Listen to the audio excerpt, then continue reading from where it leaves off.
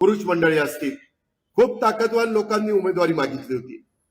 आज जरी आम्ही सुयोगला उमेदवारी दिलेली असली तर सुयोग एक सुशिक्षित अशा पद्धतीचा MBA झालेला आहे, 35 वर्ष वय, तरुण आहे आणि त्याच्याच तोडीचे संजय असेल किंवा इतर होते ते पण तेवढ्याच तोडीचे आडागळे असतील किंवा इतर सहकारी असतील.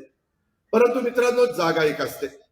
जसं आमदारकीला जागा एकच असल्यामुळं तुम्ही गेल्या 35 वर्ष मला निवडून देता, त्याच्या आधी पवार साहेबांना निवडून द्यायचा आहे, अशा प्रकारची परिस्थिती बारामतीकरांनी पाहिली. मित्रांनो, आज अनेकांना थांबावं लागलेलं आहे, ही गोष्ट मी मान्य करतो.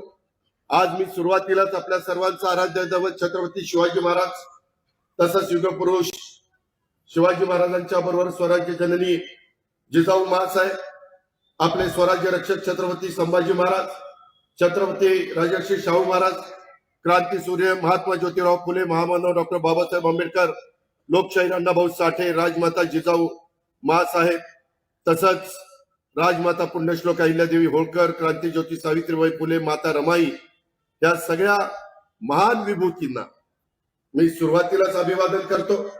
आज इथे येत असताना आपल्या सर्वांचं श्रद्धास्थान श्री नागेश्वराच्या चरणी मी तिथं नतमस्तक होऊन आलो. तिथून मी जरा आपल्या कॉलेजला पण मी योगेश आणि काही जण गेलेलो होतो आणि त्याच्यानंतर इथं आल्यानंतर आपल्या सगळ्यांचं ग्रामदैवत श्री भैरवनाथ जोगेश्वरी मातेला त्या ठिकाणी तिथं जाऊन आम्ही नारळ फोडला, तिथं नतमस्तक झालो, त्यांच्या चरणी वंदन केलं. आणि आता तुम्हाला सगळ्यांना ह्या सगळ्या 17 अधिक आमचा सुयोग, कारण सगळ्या लोकांना सुयोगला मतदान करण्याचा अधिकार आहे. बाकीच्यांना आपल्या आपल्या वॉर्डामध्ये प्रभागामध्ये मतदान करण्याचा अधिकार आहे. साधारण तुम्ही बघितलं